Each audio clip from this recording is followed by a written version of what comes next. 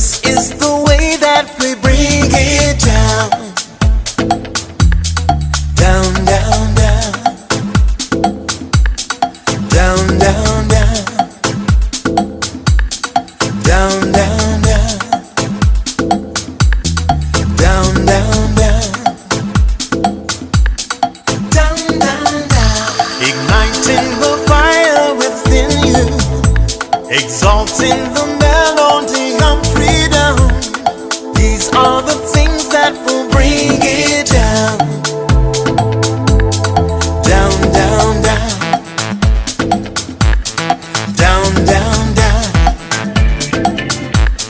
Down, down, down. Down, down, down. Down, down, down. So gather the faithful, tell everyone to stand and shout loud. Shout loud, shout loud. Let's bring it down. Let's bring it way down. Let's bring it down. Let's bring it down, down. Let's bring it down. Let's bring it way down. Let's bring it down. Let's bring it down, down. Down, down, down. Let me tell you, it's in the air. Joy is in the air. Love is in the air. Can you feel it? What it feel like? Freedom. What it feel like? Don't sleep on it, brother. You might get left, sister. Can you feel it? What it feel like? Freedom. What it feel like? Justice. No need to be counted, cause I am down. Down, down, down.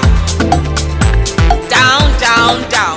Down for the end of racism, for the end of bigotry, cause I am down. For the end of misogyny, that's right. For all the isms out there, just down, down, down. Let's bring it down. Rise up, people. No more foolishness, and let's bring it way down. Riding the river of change into the cries of contrition. This is the way that we bring it down. Down, down, down. Down, down, down. Down, down, down. Down, down, down. Down, down, down. We are the children of Eden, dancing and celebrating freedom. We are the ones that must bring it down. Down, down, down. Down, down, down. Down, down, down. Down, down, down. Down, down, down. So gather the faithful, tell everyone to stand and shout loud. Shout loud, shout loud. Let's bring it down. Let's bring it way down. Let's bring it down. Let's bring it down, down. Let's bring it down. Let's bring it way down. Let's bring it down. We've got to bring it down. Down. Stand up and shout. Stand up and shout. Rise together. Accountability starts now. The Eric Dawson Radio Show. Yeah. Rise up.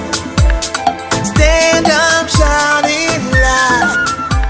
If you are not prepared to come to that table and to represent that voice, don't come. Because we don't need any more brown faces that don't want to be a brown voice. We don't need black faces that don't want to be a black voice. We don't need Muslims that don't want to be a Muslim voice. We don't need queers that don't want to be a queer voice. And if you're worried about being marginalized and stereotyped, please don't even show up. Good morning, everybody. Welcome to another day. A different day, as Diane L. Murray Clemens said. But it's a different day, same old, same old. Anyway, I told you all that I was going to be wearing my ADOS in some way every day. Now, today I have on my Bob Marley hat. Just because I think it's cool. That's all. Like, there's no significance other than the fact that I think it's cool. I like the way it fits and that. But it gave me an idea. I got to figure out if somebody knows specifically a black-owned business. And Deidre, you gave me a woman who does shirts, and I got to reach out to her again. But I want to find out if she can do a hat like this for me with the patch that's on the side. So I don't know if you guys can see if you're watching on Facebook or YouTube, but this has like a stitched patch that says Bob Marley. So it's a knit hat, but it's got a stitched patch. And I think what's the North Face has hats like that too, right? Where the North Face logo is on a patch that's sewn onto the outside of the hat. Well, I want to do that for the ADOS, but I am still, so I'm going to stand up so you can see, I am still sporting ADOS every day because I need people to understand who I am. I need them to know that I'm not plugged into the matrix. And I went to Walmart today with my ADOS gear on. Fight the power. No. All right, keep it up. You're going to get put out of there. And I listen, and I went to the one in Hanover. Wow. Yeah, I went to the one in Hanover, and people look. They don't say anything, but they look. And I don't look at them when I see that they're looking because I don't want to have them feel uncomfortable. I want them to really embrace it, right? And then, You should get a cassette tape of your theme music. No. Box on your shoulder while you walk. No. See, that's the wrong image. See, the image is I am a foundational Black American. I'm not radical, right? Not in the sense that. It's interesting that you said what you said, Eric, and Vincent just said what he said, because yesterday was just the flip when Vincent said we need to be quiet, and you were saying we need to be more vocal. No. And so, right, but I am vocal in this, but I'm not interested in filling a stereotype, right? So I want them to understand. I want to educate, inform, engage, and empower. That's what I said about ADOS. It's about informing, engaging, and empowering.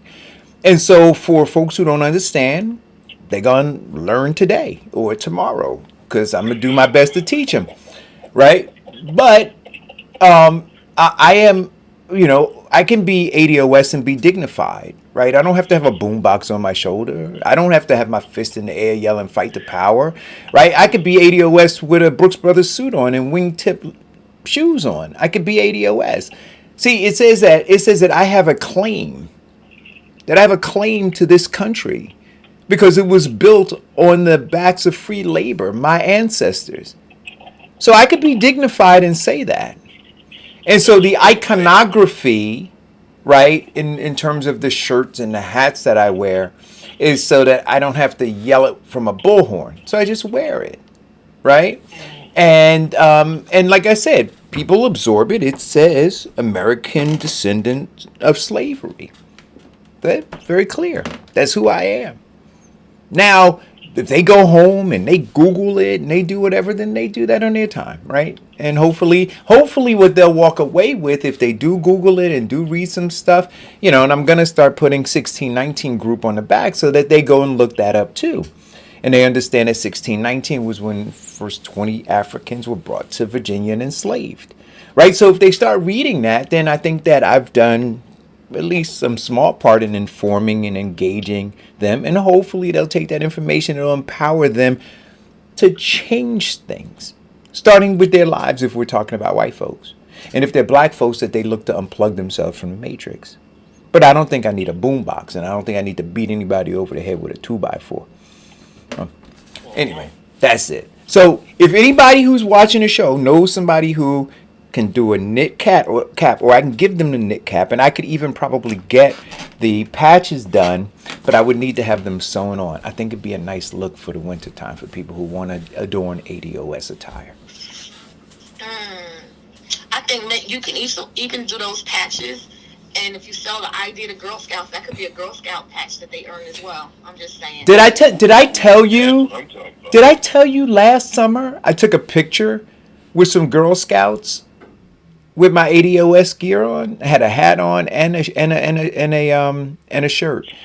And there were these white girls and Japanese girls and Hispanic girls. I don't even think there were any black girls in there.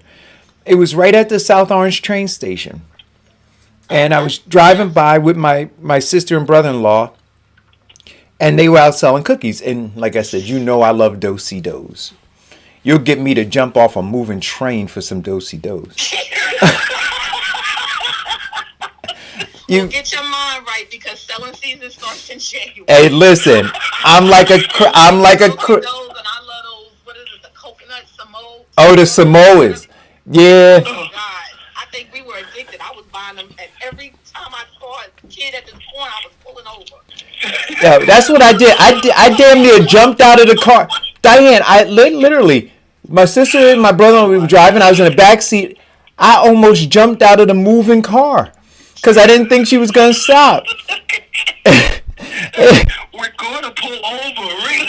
And I went over there, man. I was so exuberant. I think I bought like $30-some worth of cookies from these girls.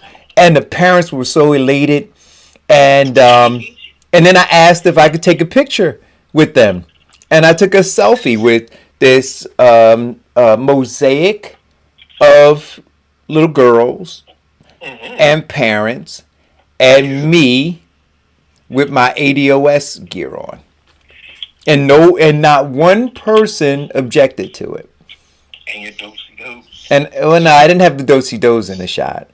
We remember we had the Girl Scout, the new president, the New Jersey Girl Scout president. We need to have her back on, because Girl Scouts are still popping, even though COVID is happening. They're still doing things. All right. Well, we need to have them on. Bankruptcy, and they're getting billions of dollars in lawsuits. Who? Well, Who's getting billions of dollars in lawsuits? The Boy Scouts. Oh yes, that's a whole nother story. Anyway, we're not gonna go down that rabbit hole today. Okay. But it's Tuesday. It is Tuesday, and it's Deidre Viney Day. Well, I was just gonna say my favorite is a Thin Mint in the freezer. Oh, you know what? You know what? Deidre looks like a Thin Mint kind of girl, doesn't she? So badly the other day, and I realized that it's not Girl Scout season yet. That's it. You gotta pull them out the freezer. Out the freezer. Deidre, you have a Thin Mint freezer personality. And the good thing is, in my house, no one likes them, so it's all me. Me too. I don't buy them. I can buy them, and they stay there for weeks and months. I just 2 boxes, and I just take 2 at a time. It's my little snack. See, a Thin Mint is a straightforward kind of cookie, right? In the freezer, and miniature Snickers. Miniature. Yes, that's true. And Reese's cups. And Reese's cups. Oh, now I'll do the Reese cup in the freezer. Yes. What is nougat? For you Snickers people. Nasty. Yeah, what is nougat? Tell me what that is. A combination of caramel and an air fluff type of. So why don't I just say caramel and air, fluffed up caramel? Fluffed up caramel Yeah. and marshmallow. Yeah. All right. You guys got to excuse me if I got to agonize. I told Diane and Vincent earlier. Well, I didn't tell Vincent, but I told Diane I decided to be ambitious this morning. I normally don't eat breakfast, but I decided to eat breakfast. And I had eggs, corn-fed steak, and biscuits. That was no that. Yeah. So if I just fall off the. If I just fall off the stool, don't hold it against me. And bust out in a loud snore. Just don't hold it against me. I shouldn't have done it. I don't know what I was thinking. Oh my gosh. Okay, since Thanksgiving's coming up, anybody ever have a relative at Thanksgiving dinner get the itis and just fall asleep at the table? No. Listen. I'm gonna tell. I got a friend. He's no longer here with us, but I invited him to my sister's house one Thanksgiving, and my sister used to make, and she would this year too, except for COVID. It's incredible spread. And we probably throughout the day would have some 50 or 60 people come through. And there was enough food for everybody to eat. And people were still taking plates home. Right? And so he came over and he was known for, putting it back. And he piled on a plate of food like he hadn't eaten in forever. But we were happy to have him and, do your thing, man. He went in the living room and fell asleep, and he suffered from sleep apnea, so he snored a lot, loudly. And so he was in the middle of the living room snoring, and then he proceeded to pass gas. Yes. Hey. That's how you interrupt a party. Hey. So that was him. Anyway, I want to ask this question before we move on to more serious stuff. When in a relationship, do you cross that threshold where you go from trying desperately not to pass gas in front of the person that you just newly started dating to where you just don't care anymore? I have an answer for that. Never, Eric. That just doesn't. Wait a minute. Oh, God. See, No. what we're going to do is the He-Man Woman Hater Club show, and I've got some answers for you. Now, but there are some women who say never. They always excuse themselves, and they would appreciate if their significant other would do the same. But then there are others, and I think they're in the majority, who there is this like threshold that you cross, like time, whatever the allotted time is, from being a new relationship to like, I'm not trying to impress you with this kind of stuff anymore. And, and it's just seen as just a bodily function, and you just kind of, excuse yourself. I don't know why my phone keeps dying. I don't know what it is, guys. I got an iPhone. Deidre, Diane, all you guys, please call back. I can't tell you why my phone is hanging up on everybody. But they'll call back. But I want to get an answer to that. And so I'm going to go and see if, while I'm trying to get Diane back online, there's anybody in the feed who is answering that question for me. Oh, Jody Pittman says, never ever. Mark says, perhaps after the relationship has been consummated. So, Deidre, I don't know why my phone, this is the second time it hung up. I apologize. Vincent asked if I had an Obama phone, and I told him no, I got an iPhone. And listen, you got that Obama phone. dude, this iPhone cost me $1,300, man. And wait a minute, and not only that, but I got Verizon. Not only do I have, well, I don't have the 12, I have the 11 Plus or whatever that is, right? The Max. So I got the Max 11 iPhone, and I've got one of the most expensive plans through Verizon. So I'm a little upset. I'm a little upset, man. Somebody owe you some money. They do, bro. I gotta check the serial number on the back of this phone. Maybe it's a counterfeit. I don't know.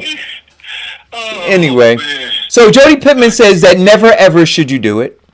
And Mark says in the thread that perhaps after the relationship has been consummated. Maybe on your 20th year anniversary, she should do it.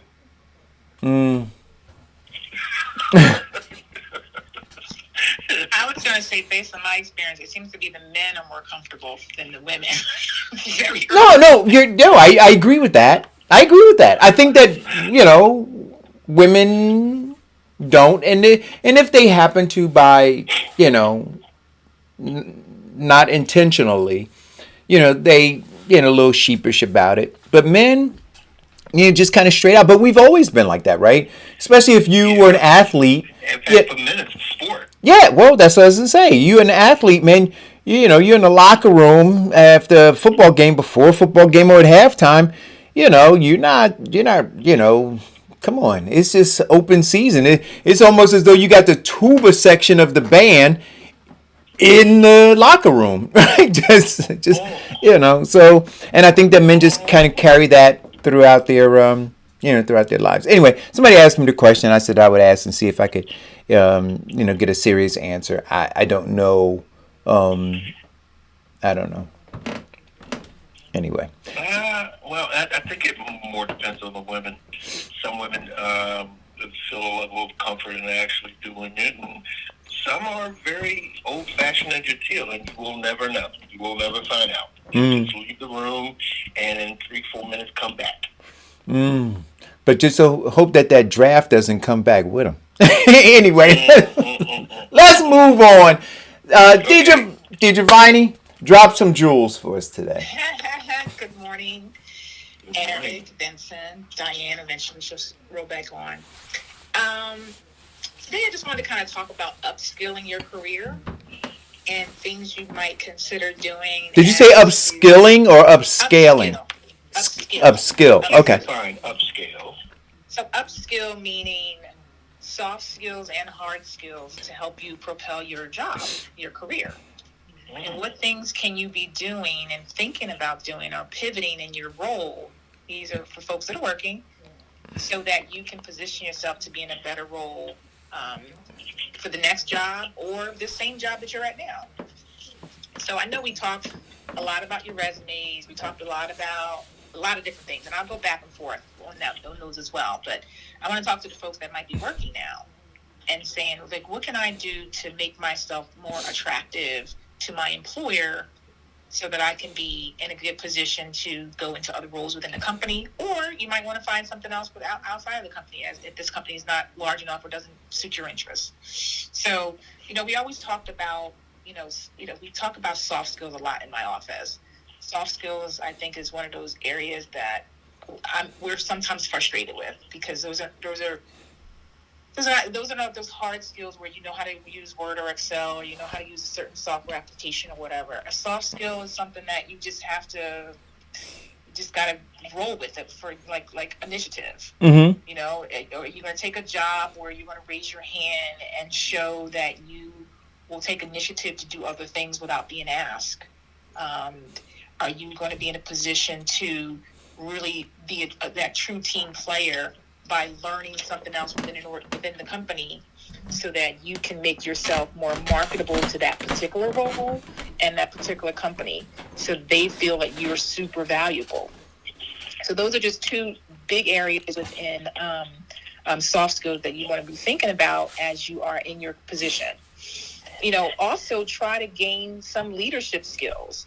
If you're in a big company, sometimes they'll have different positions that you can lead a team, or you might lead a project or whatever. You need to that goes back to that initiative. Make sure you're raising your hand to be able to be in a position to lead, so that they can consider you a valuable asset. They won't have a reason to get rid of you, because now you're adding super value to the team by, raising your hand for initiative, showing leadership abilities.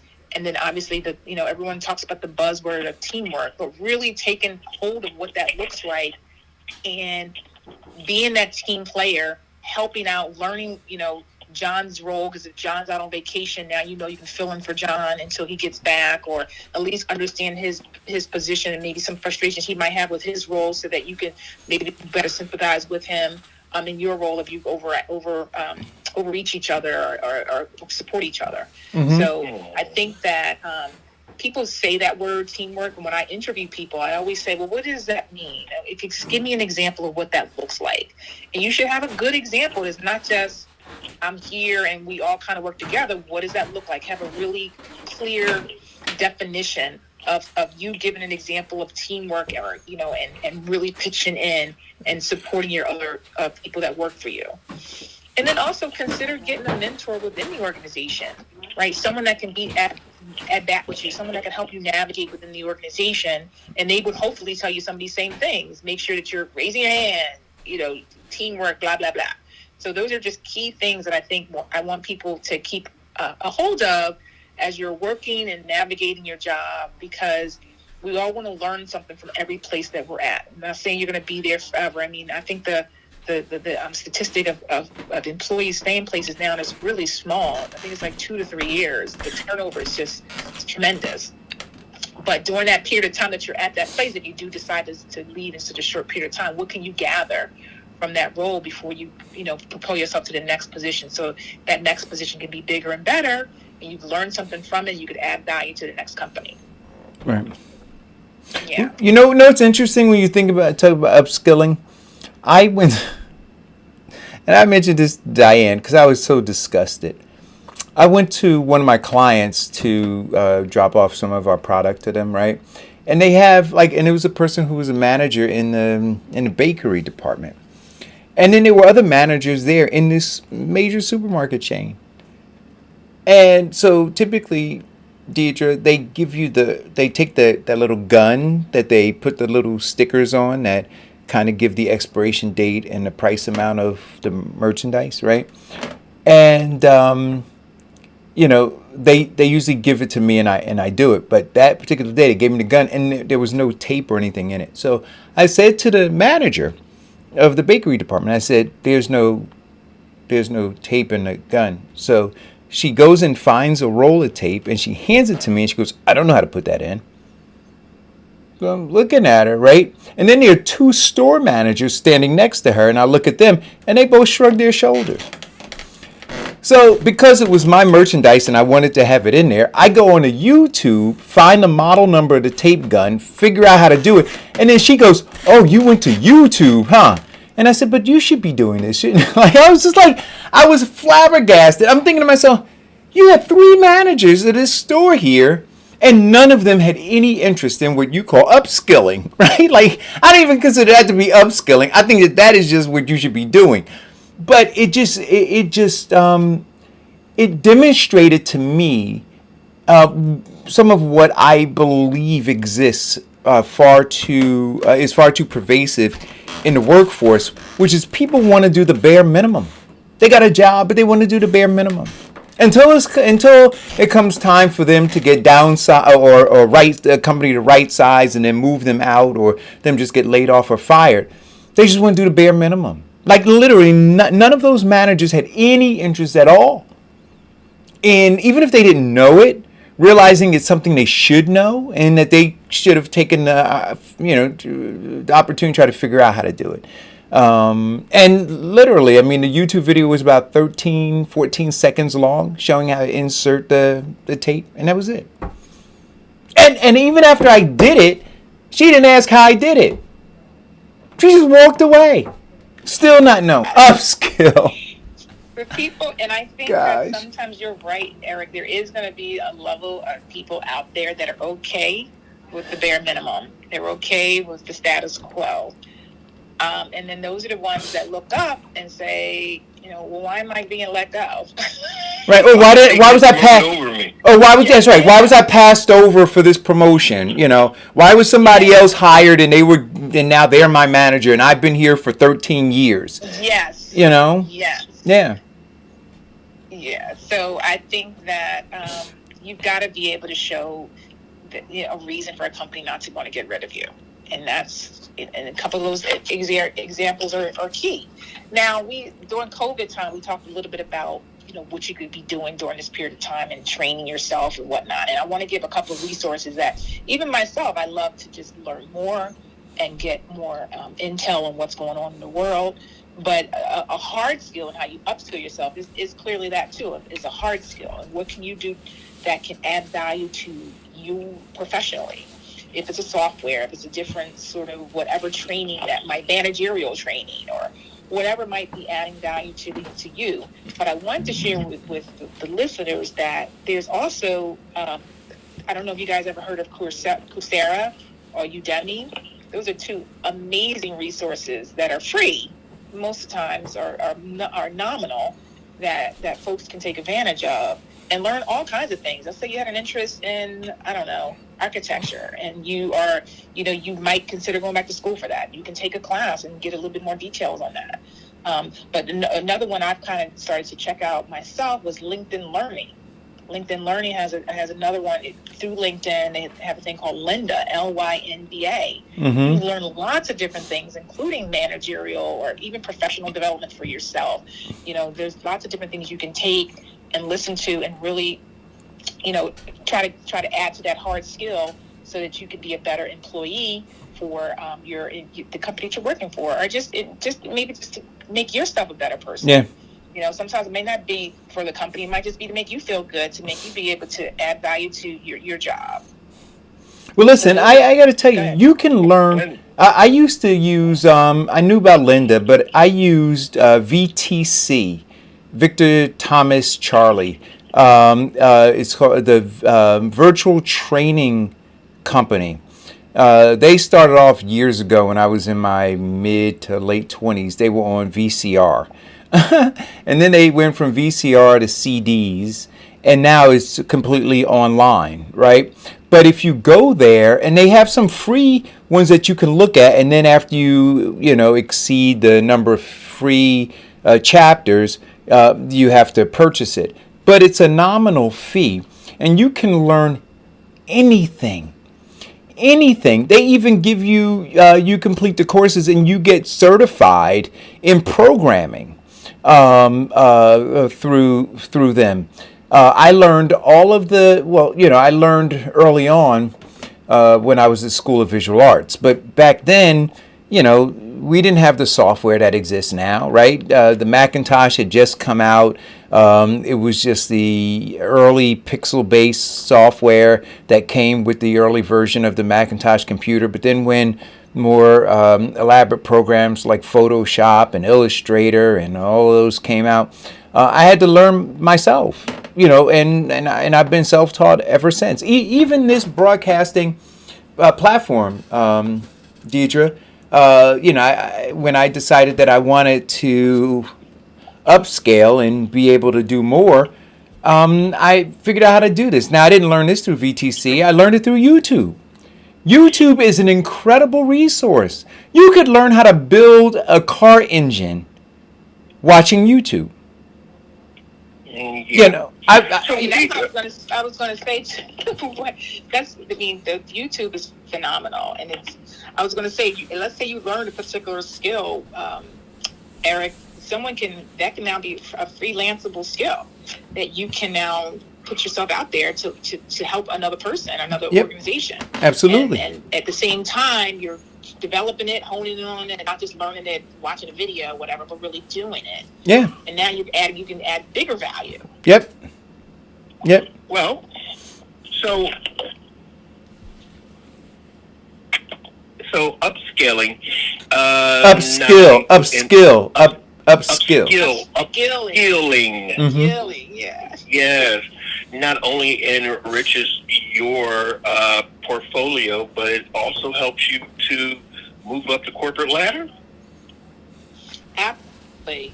Absolutely. So, because you are going to be able to, navigate within the position you're in now, find that great mentor, make those great team building, examples I was just given, and now you can be able to, hopefully move into other areas within the organization. Like I said, sometimes it may not be that company. You might be at a small company. You can only go but so far. But you're learning certain things that you can give specific examples for your next interview for what you've done, so that you can go to that next company and add that value to them as well, and continue to grow. Always learning in various ways. You always tie mentoring into it. So is upskilling, is part of upskilling getting the mentor or someone to shepherd you above and to navigate, or does upskilling allow you to approach someone for mentorship, or how does that dynamic work? So I think a mentor can be a really critical component of your job, and how they might be the one that may suggest certain classes you can take to sort of help your role, or they might be able to say, okay, you might want to check this particular department and help them out in this particular project. So that how to navigate the politics. Right. That mentor can really be someone that can advocate for you and be that behind the scenes person nudging you along the way. So it can be pretty critical. And sometimes it might be a peer mentor too. It doesn't have to necessarily be someone that's at a senior level. It might be someone that has been in that role for a while, that just knows it a little bit more than you do, and can help you navigate. Or, you guys work together as a team, and they can just, figure out other things to have you do. So don't always think of it, obviously someone more senior is ideal, but peer mentors are good people as well to consider in your kind of tool belt. So, in terms of approaching a mentor for your upskilling, I guess they can notice your ambition. Does that help or hurt you?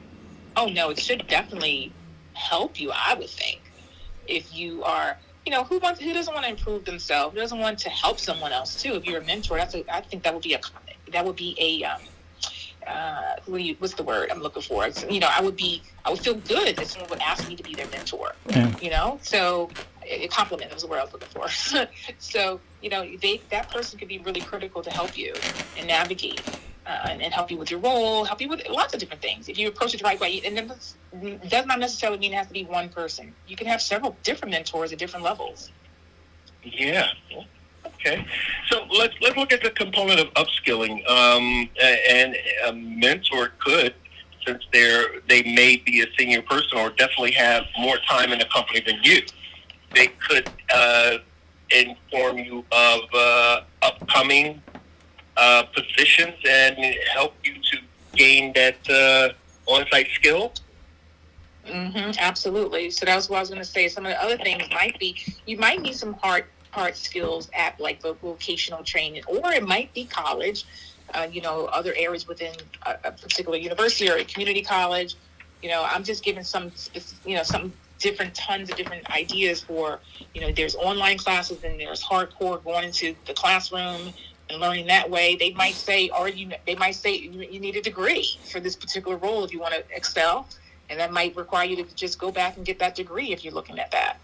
If you're looking at some companies are really specific for promotions, and they like people with degrees, and figure out if that's your company, or your company's more, they're okay with having work experience. So what does that look like? Employers generally like someone who is upwardly mobile, looking to progress rather than stay at a same position. They're looking for people who are learned and hungry, or in today's terms, thirsty for advancement. Maybe. I mean, there's some companies that still like status quo people too. Let's just keep it 100. They still need someone to push the button. So you need someone to kind of do this. I would think that all employers would want all their employees to be upwardly mobile, but they might say, okay, they're all going to leave me.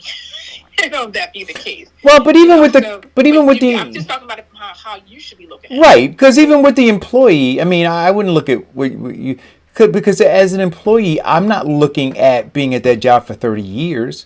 So though that company, I mean, to me, I would look at that as being a danger sign, right? If a company wasn't progressive or interested in you upskilling, but they were interested in kind of keeping you pigeonholed, and that limits your opportunities outside of that company. And I would look to upskill and get out as quickly as I could, quite frankly.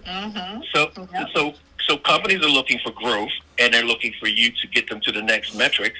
And you should be looking for, I guess everybody should be looking for their own personal growth and development as well. Who wants to stay in the same position and do the same thing? Right. But well, there are some people who want to stay in, and that's unfortunate, right, Deidre, who want to stay in the same. Yeah, I was going to say that. Yeah. There's some that they're very comfortable. Yeah. And that's okay. That's you. That's okay. But I've been flipping these burgers for 37 years. Nobody can flip them like me. Well, not just flipping burgers, but there are people who work in offices, and they could be a paralegal, but they did the exact same thing for the last 15 years. and didn't look to move up within the firm that they were in. They were happy going to work and doing what they did, having the limited responsibilities they had, and going home. Maybe they had a family. Yeah. You know. And that's what I think that's sometimes that mentality are the ones that get blindsided when they get laid off too. So that's why my suggestion is that, folks just consider the upskilling, because I think Michelle Obama, we talked about this years ago when the economy was really bad, and she was saying you might have to learn something different. Yeah. Because the area that you're in might be going away. Yeah. As the world evolves and technology takes over certain components of our life. And so if you're in a role all the time and not looking to upskill, you might be blindsided. And let's not let that happen. Let's feel like you have a plan B, and you're not just stuck at the place you've been at, and now you're laid off, and now you're not sure what to do. Like the engineers in the 70s, as they started working from their slide rules, then came the age of COBOL and Fortran, and a lot of them were laid off because they didn't have those skills. Well, you don't even go that far back. You can talk about, again, I was at Walmart today, and you had the floor cleaning machine was self-operated. There used to be a guy who sat on there, right? Now they program it, and the thing knows exactly where to go and how to clean, and if you step in its way, it stops and waits for you to move. So, now artificial intelligence is replacing jobs. We talked about this, though. We talked about the 800 million jobs globally that were going to be eliminated through artificial intelligence. Yeah, politically, the biggest thing is that the coal miners in the mountain areas of America are still looking for some politician to change the legislation so that they can go back to mining coal. Yeah.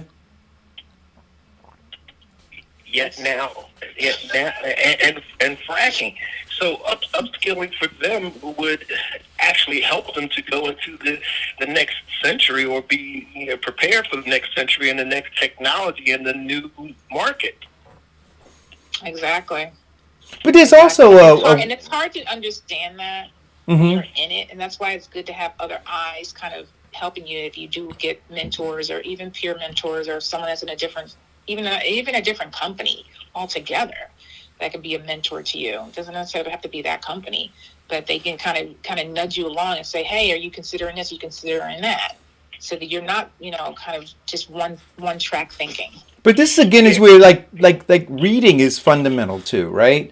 Because if you just did a little bit of reading, especially in the industry that you're in, you would get hints of what's emerging, and what's going away, right? And if you're kind of in a segment that's going away, then upskilling is something that you need to fast track to, right? If you're in an emerging market or segment, then you're in a good place. And I'm not saying that you shouldn't look at upskilling, but you are less at risk than the person who's in a segment that's going away. Yeah, because you have to come to the realization that we are in a changing world, and sometimes positions have changed. Usually it would take 20 years, but now positions and technology changes the dynamics of work in a matter of 5 years, and in some cases 6 months. So you have to businesses have to change, but because if they don't change, they die off like the dinosaurs. And if you're employed by one of these dinosaurs, you stand a strong chance of losing your economic growth. So I guess it's very important that you look at the market trends and look at the changes in your industry. Mm-hmm. Absolutely. And looking at it gives you an opportunity to prepare for your new position. Yeah. And then, network. That's always the key component, because if you're reading books, you're reading magazines, you're reading newspapers, talk to other people inside and outside your industry so that you can kind of figure out what they're doing and what some trends that they're seeing. Yeah, especially if you're a small business owners, and in the black community, if you don't, I can't say it enough, if you don't network, you don't get work. Yep, and there's so many sources now to network. It's fantastic. You have meetups, you have different groups you can chat with on Facebook or LinkedIn. You can ask all kinds of questions to people. You can virtual coffee people. It's amazing, but you've got to put that foot forward. All right, guys. So Upskill. let's look at the new trends and what and the new trends in employment and what they're looking at that you would have to, if you're in one position, you can upskill to meet the metrics of the next position. Say that one more time, Vincent. Okay, let's look at the trends in employers, what they're looking for in employees. So if you're in an old position, it would behoove you to start upskilling to be prepared for the next job or market demand. Yep. But just think of the skills you can gather in the company too. Just like I said, in terms of just making sure that you are learning something else within, like not just your role. You can learn, John's role or Jennifer's role, so that you can be more prepared if to show that you can do two different positions within the company, or really raise your hand and not just wait for someone to come to you. Raise your hand and say, I want to do this. This is this is an area I feel like I can contribute and I can lead this project. So, and it could be something super small. Sometimes it could be, let me handle the social media so we can maybe get more customers in, or let me respond to this particular ad. Let me figure out a place to put ads in for us. So it could be something super small. I mean, the creative side that an employer needs is that they want other people to think, about how to propel the business forward. So if you're thinking about different ways to add value, it may not be something they bring to you. You might bring it to them. Yes, ambition and assertiveness. Yeah. Goes a long way in the corporate world. Absolutely. Don't get complacent, folks.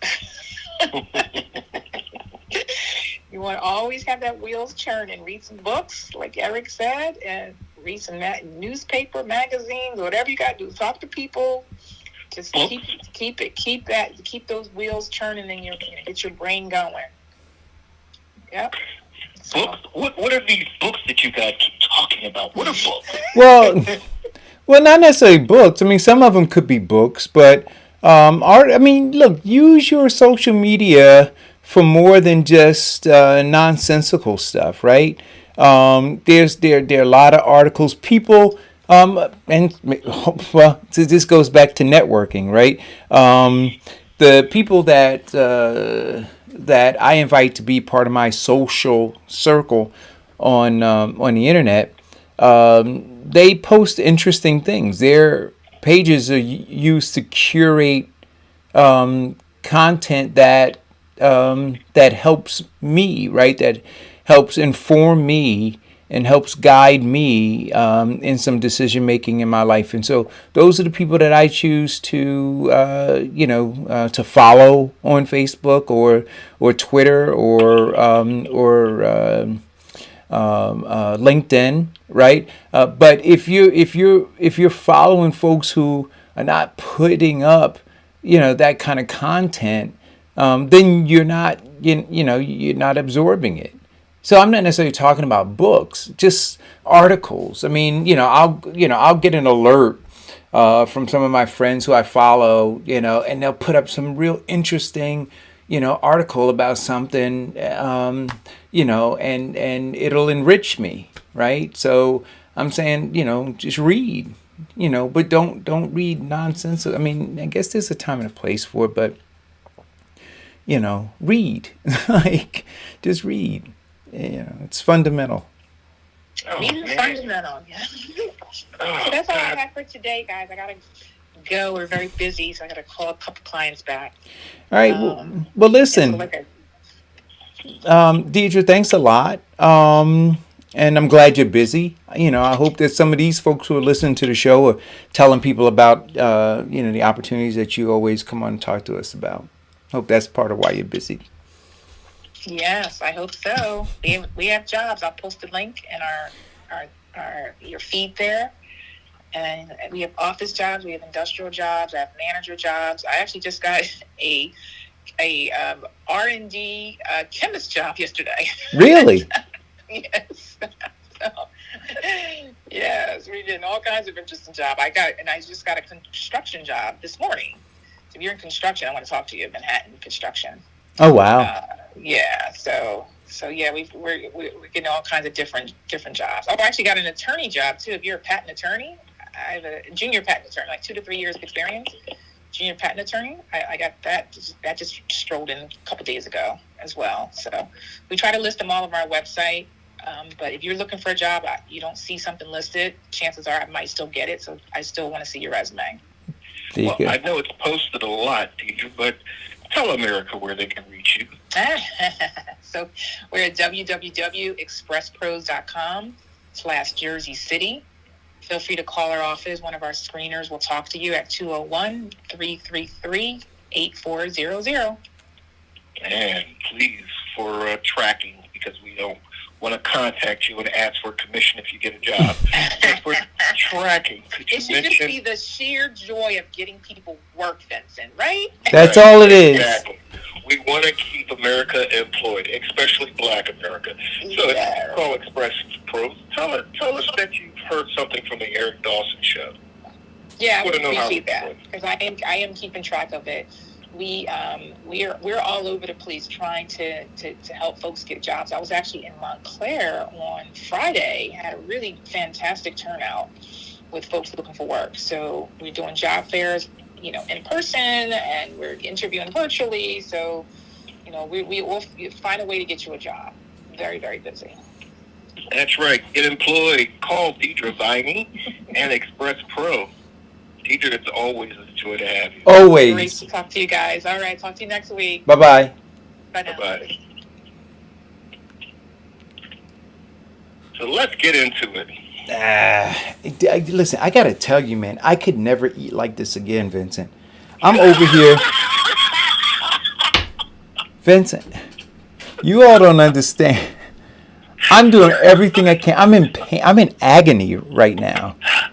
I don't know if anybody who was watching earlier, I literally broke out in a sweat.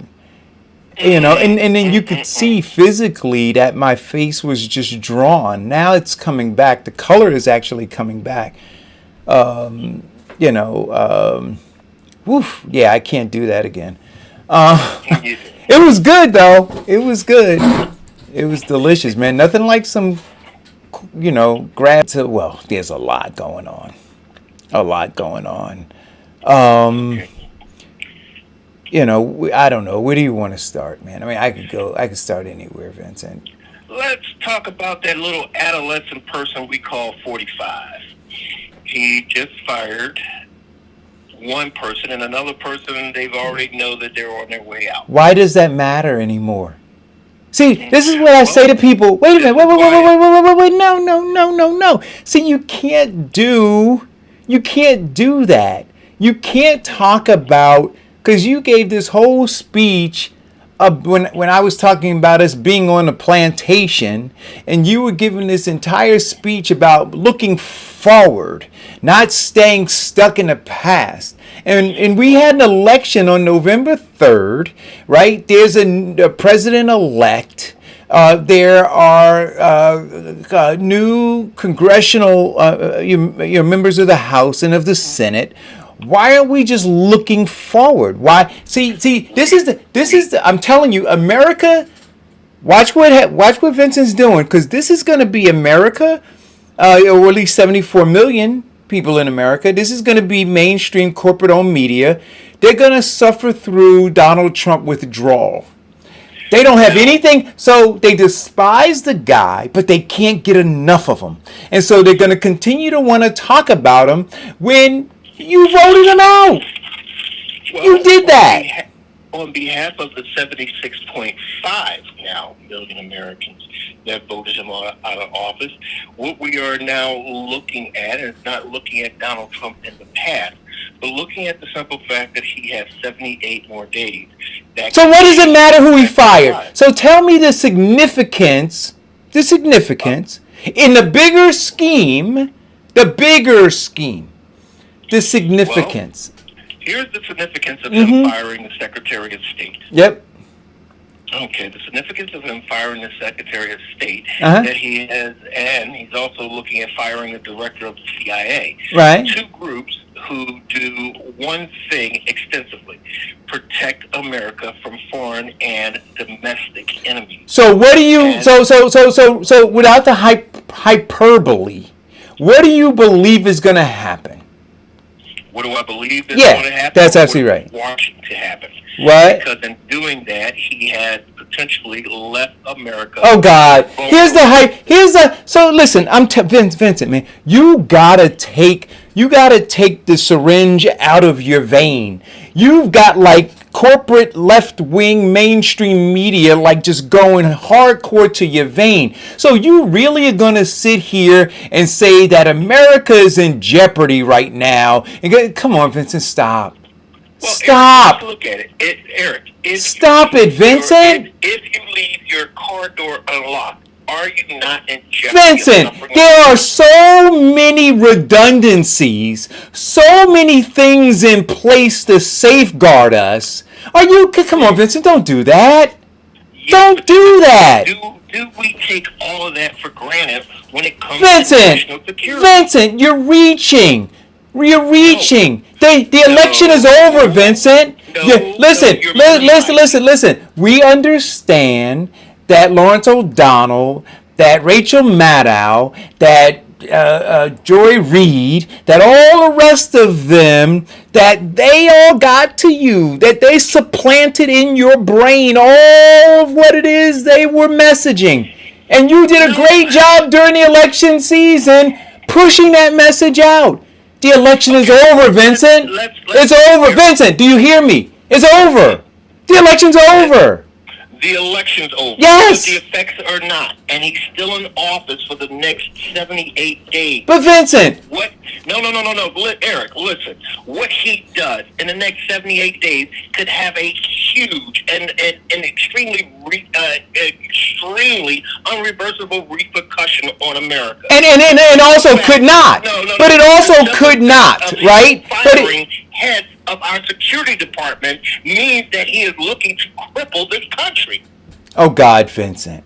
And that's not Lawrence O'Donnell, Rachel Maddow, Vincent, Chris Wallace, and anybody else. Vincent. The simple fact of me being alert, looking at it, and analyzing from myself what things can affect me. And if Vincent, there's a percentage of America that it can also affect. So here we're gonna do, right? We're gonna put credibility on the line right now.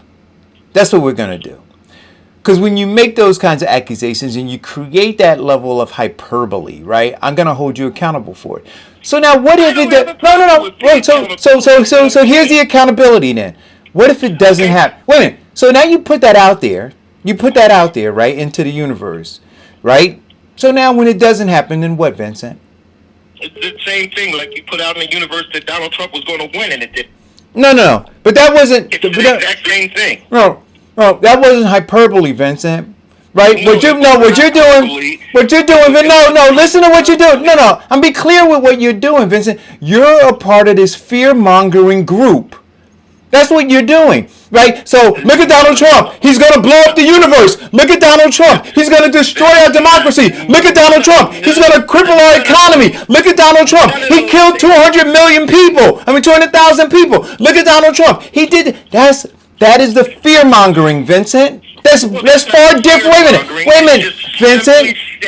That's far different. That's far different than having an opinion about who's going to win an election. So don't try to make the comparison between the two. There's no comparison there. The comparison. What? Either it happens or it doesn't. No, Vincent. Vincent, if I say no, Vincent, come on, stop it. If I say, oh, that guy down the street with a bag in his hand, he's got a bomb. That's far different, Vincent, than me saying I believe this person's going to win the presidency. Stop it. Yeah, but there is no level of alert for America when he just simply hands the keys to the Russians to come. Oh God, here we go, Vincent. The election is over. Okay, the election is over. Yes, the job doesn't start until January. And so what you do is you just keep pumping this. So you keep pumping this left-wing corporate-owned media messaging. I'm not pumping any left-wing. Sure you are. Oh, he's gonna destroy the country. Oh, he made this move and he made us vulnerable, and this is gonna happen now. So be on guard. It's going to happen. I'm saying that we are now vulnerable to something happening. Now, it is not being irrational to say that a lame duck president can make moves to make America vulnerable. That is not irrational. Right? No. When have you ever said? Can I answer Diana's question first, Eric? I didn't hear her question. Go ahead. What's your question, Diane? What is the message that you're trying to convey, Vincent? The message that I'm trying to convey is that we've got a lame duck president who is now putting things that could potentially put America at harm's risk. No, don't, Vincent. No. Come on. So, see, if you're gonna do it, right, be straightforward. He's trying to say Donald Trump, not a lame duck president. He's trying to say Donald Trump. That Donald Trump who we believe colluded with Russians. That Donald Trump who we believe. Vincent. We're gonna not talk over each other again, right? We're gonna try to restrain ourselves, right? So that Donald Trump. Because you said lame duck president. Tell me one other lame duck president that you have said purposefully did stuff to put this country at harm's risk. There hasn't been one. There we go. That's your opinion. People could that's my whole point, Diane. That's my whole point. And so for Vincent, it's not about all lame duck presidents could do. It's this president is doing. And so just say it.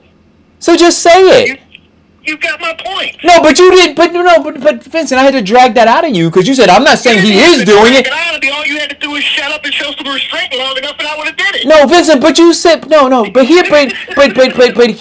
hear your contradiction.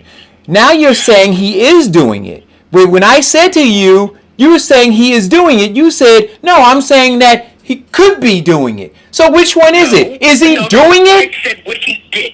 Okay. He went into an entire 15-minute rant. Right. That it took Diane to say, well, what does this mean? To actually get it out. Vincent. If you could stop trying to interrupt me because you don't like the messaging of anything that has to do with Donald Trump, then we can get out the actual point. No, it's like I'm like the laxative to a constipated patient, just trying to get it out quickly. Right, so that's what I'm trying to do. So when you say, so you're saying that Donald Trump is a danger, right? That's your point, right? Okay. Come on. Half of my point. What is your point then? If that's half your point, what's the other half?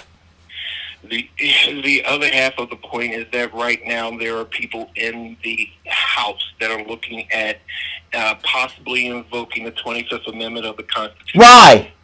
To restrain him. Why? Because he's a danger.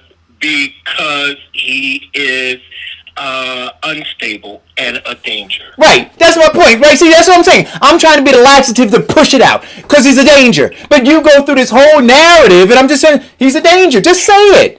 Just say it. Okay. Don't feel like I'm trapping you. I want to get to the point. At one point, you do have to inform people of why you're coming to this opinion, why America is looking at this, and because you cannot just say he's a danger. Well, he's a danger. Your next question would be why? Why do you consider him a danger? So I was giving you the danger first. No. Then giving you the resolution. No, I don't know. America looking at him as a danger, or are you looking right. 71 million people voted for him.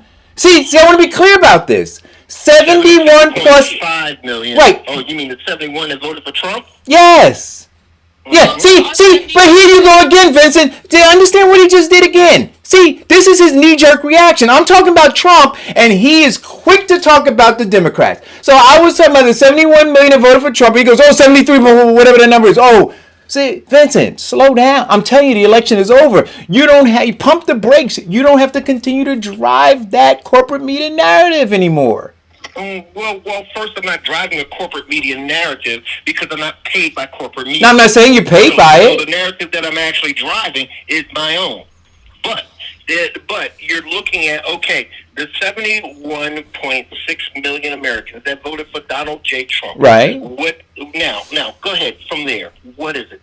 So those 71 plus whatever million people voted for Donald J. Trump, right? They didn't feel that the guy is unstable. They didn't feel that he's a danger. They didn't feel any of these things, right?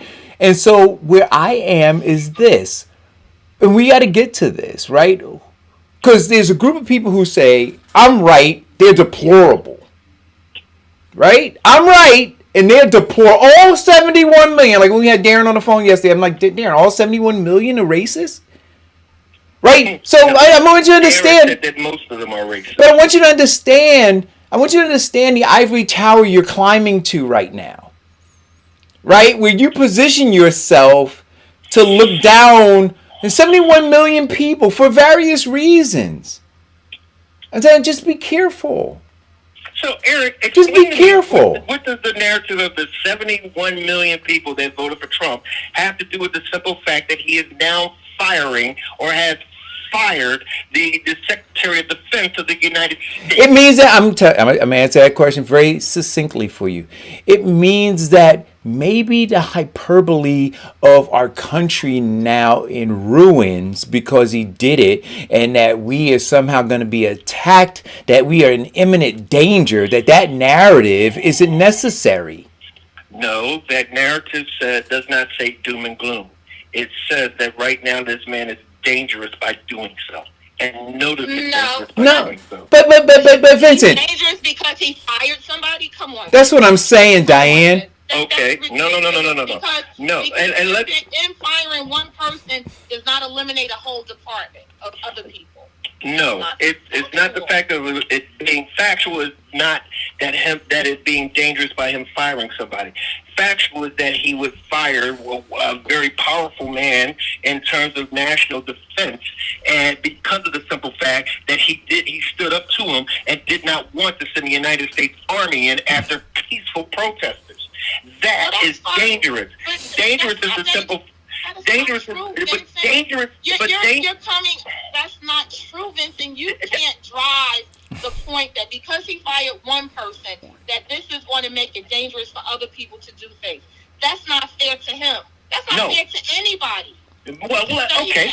Because the next person he puts in charge could be somebody who may push back. And what you're then saying is that entire department, whoever the second in command was at that department, is a complete nincompoop then, right? They have no skill set to do anything.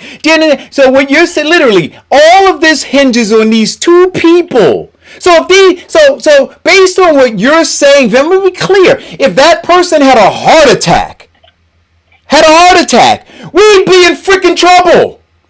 No. Right. That is not what I'm saying. That is what you're saying. No, you're saying with that person being fired that we're in jeopardy. And I'm saying to you, no, that is not the okay, you're putting that in comparison, which takes it 20% out of content. What I'm saying to you is this: if that man had a heart attack or anything, we have some things to overcome. But that is an expressible and very logical and rational way of a person taking a position, rather than a person being fired by a man who the same intelligence group said that the Russians have put a bounty on American soldiers and the president did nothing. Oh God! That means Vincent, this is not the first time that bounties have been put on our soldiers' heads. Not to take it lightly. It's not the first time. It won't be the last time. However, you're making it seem that the whole department is now gone and we're vulnerable. That's between one person being fired and an entire department being eliminated. Okay, and what I'm saying is that this one person is gone, which leaves us, that gives us a level of vulnerability. The next person that he's looking to fire is the director of the CIA, which leaves us at a vulnerability. Again, but hey, listen. But listen, if you want to take this on a minimalistic approach, then fine. That's okay and understandable. Because yes, we do have other people in place who can do the job, but that also takes a level of transition as well. I have to agree with Eric. You're trying to infuse fear in people, and that's not the way that you should be doing right now in a time of transition. You should be promoting that people are moving forward and we're going to be working together. You should not be putting out there that, oh my God, doom and gloom, this is about to happen. Because when you say that on a platform that can go worldwide, people pick that up and they keep running with that messaging, even though it is incorrect and they may not have the information behind it to prove it. Well, it is correct. It is factual, and people have the information to prove that he did fire him for that particular reason. No. Oh, no. Not the fact that he's firing him, but your opinion that comes behind it of being that we're vulnerable. The opinion that comes, yes. That is the problem. Yes, because when we start taking... that's where you should defend. That's when you should make the difference and say, I believe, my opinion is that he's leaving us vulnerable because of this. Not that it's happening, because that's not a fact. That's your let me get to... see, here's the big thing, and I agree with you, Diane, but here's the big thing in terms of this platform. I could never, ever solidly get to my opinion and what you said, because I'm always constantly being challenged by it. Right, but you didn't say... by my opinion before I can even get it out. No, Vincent, but if you had said, it is my opinion that, that's not what you said. You said as though it was fact. You said he's wait a minute. You said he's firing them and he is leaving us vulnerable. That's what you said. You didn't say he's firing them and in my opinion.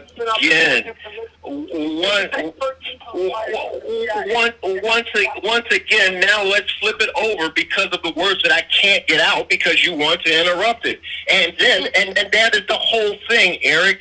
If we can get a little restraint when I say it, because I've only gotten to the first sentence and it went down 4 different slopes. No, Vincent, that's not fair. That's not fair. That's the excuse I used to give my father when I was 10 to keep from getting a beating. Look, like my father said, if you can't tell the truth, then you should say nothing at all. That's it. And that's what I'm telling, the truth. However, in telling the truth, especially when you say Donald Trump and Eric gets into his Niagara Falls rant, then it gets a little bit difficult because you can't get to your message because you're constantly asking questions that take you off the message. No, but I asked you very specifically. I said, "What is your message?" I asked you very specifically. I said, "You're absolutely right." Now, can I get to my actual message? But I asked you and you didn't before. Go ahead. That's a question. They just keep going in. Go ahead, Vincent. Exactly. You better start listening to Candace Owens. She can teach you a little bit. Go ahead, Vincent. In my opinion, I think the only thing Candace teaches me is how to be anti-black. But everybody's cute, right? Oh, she's beautiful. She's cute. Oh, she's beautiful. But in my opinion, she's out of her anti-black mind. She might as well. I agree with that too. Go and marry a white man, live in the suburbs, and let them call their kids half-breed ends. But that is my opinion. Wow, Vincent. Wow. I don't think she needs to marry a white guy to be that. I mean, Yes, just going to marry this ugly, poor white guy for the sake of saying that you got a white guy, and then just going to move to the suburbs and let it happen, okay? And leave the rest of America alone. But anyway, can we get back to my... Never mind, forget my opinion. How you doing, Jody? Jody, help him. We holding him by the heel of his foot over the ledge. Help him. I'm not helping him anymore. One, he gave the wrong information. It's not the CIA. It's the FBI. Two, Trump is just being a pain in the ass. He definitely ain't putting nobody in jeopardy, and ain't nobody paying him no attention. But Eric is right. But you, Joy Reid, who I actually watch every night and like, but that's the television, right? Wait, No, actually, my biggest source have you came from the noticed New York with Joy Times. Reid? Have you noticed with Joy Reid, her makeup is getting better and her wig is looking fluffier? It's looking nicer, right? She doesn't Right. Like they just pop that wig on top of her head. Yes. It looks better, I right? think she got a new makeup artist. Now, see, wait a minute. Now, see, if I said that about her, we'd be black woman bashing. Well, you would be. Said that a woman should go marry a white man No, to the suburbs and have half-breed kids. So you're just totally like, I keep saying to myself, all this stuff not hurt, right? Do not use profanity, but you're a fuck up. The things you say are so like off the mark, ugly. You are them. You are Trump. You are him. You are that person that has no self-control, that is totally ugly in your opinion, right? My niece and nephew are not half-breeds. Eric's children are not half-breeds. They are children. They are people. And how dare you say that and then giggle that crazy, for real, that crazy Kamala Harris giggle at the end.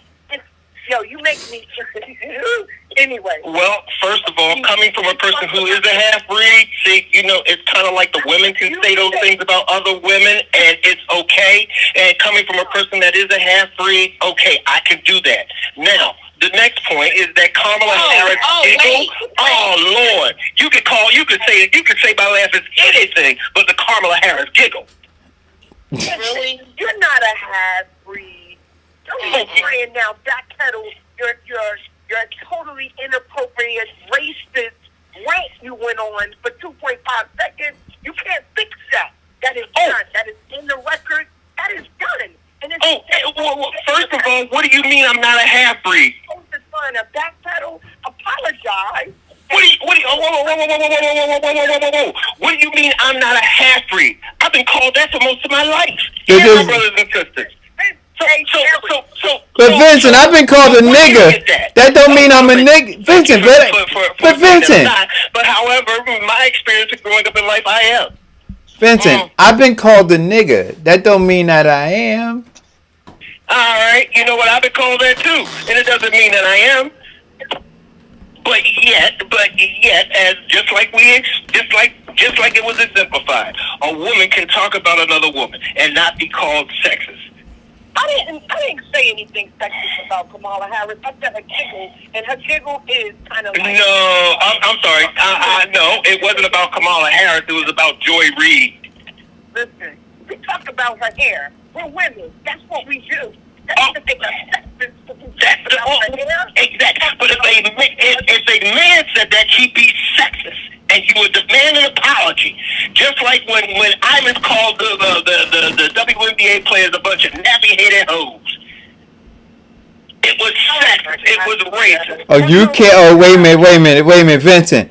Yeah. All right, you know what, Vincent? You've been drinking my You've been drinking my apple cider that is fermenting.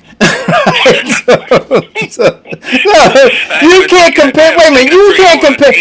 You can't compare these two black women having a conversation about a black woman's giggle to Imus calling black young girls at Rutgers nappy-headed hoes. About a reporter's hair and makeup. But Vincent, you understand what I just said, right? You can't. No. You said it totally different. It was two black men having a conversation about another black woman's hair and makeup. If a man said that, it would be considered sexist. But two black women can get that off. It's the same thing about a person who's been considered a half-breed talking about a person who could considerably have half-breeds. I don't know what a half. Firstly, I don't know what a half breed is. Some ignorant. Yeah, I don't know. Yeah, well, it comes off of the ignorance of interracial children. He's well aware, right? He has children who he had with a white woman, right? And they're not half-breeds. They're children that had parents that got married regardless of color, and your racist ignorant, and his children are not half-breeds.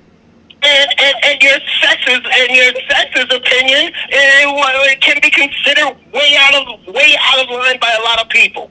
But yet yet it can get a pass based on the simple fact that you're a woman and you can say that about another woman. Then why can't someone of a different why can't someone of a multiracial family say that about a potential multiracial family? If it is good for the goose, it should be good for the gander. Or is it the simple fact that Vincent Squire said it that makes it so disdaining? Anyone who says, and this is what you said, Candace should go off and marry a white man and live in the suburbs and have some half-breed kids. That's what you said. And I just quoted you verbatim. No, you forgot the simple point of me saying, well, in my opinion. In your opinion, much like the orange juice was based on a racist philosophy, and you just owe the apology. Don't talk about what me and Diane said about Troy Reed's hair. Just say that was inappropriate and apologize. Well, then, okay, I will apologize for what you consider to be my inappropriation if you apologize for what I consider to be your inappropriation. So we can both nullify it. He's an ass. That's my apology. That's the only thing you're getting this morning. You're an ass. And you have to stop doing that. And that's what I said about Candace Owens. That's right. But yet, I'm not going to quantify. But yet my disposition is your opinion, and then there are other people who can agree with my disposition. But and it's their opinion. Yet this is the opinion. You can agree with it, or you cannot agree with it. That's fine. That's the basis of opinion. So that's the problem, right? That's been the problem that we've been fighting. We've been fighting you and Trump the whole fucking time. We've been fighting people like you and Trump the whole damn time. Well, first of all, you cannot compare me to Trump, okay? Because of the few things. I'm not a billionaire. I'm not white, and I'm not a lame duck president. So I can't be in comparison to Trump. Let's go to the next subject. Biden's cabinet picks. Or is that another hot topic that's going to get Jody cussing at me? Biden's cabinet picks. Cabinet picks. Yes. So here's going to be the issue with this, right? And again, understand this. Biden is going to be facing a Senate that I believe will be a Republican Senate. And he's got to get confirmation from that Senate of his cabinet picks. So in this idea of stepping into office, so here's a guy, I mentioned this yesterday, right? He said, I can work across the aisle. I can work with Republicans, Democrats alike. I can do this. I can heal the soul of America.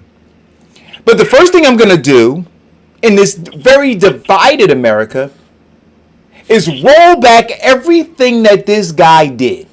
That 71.5 million Americans voted for him for.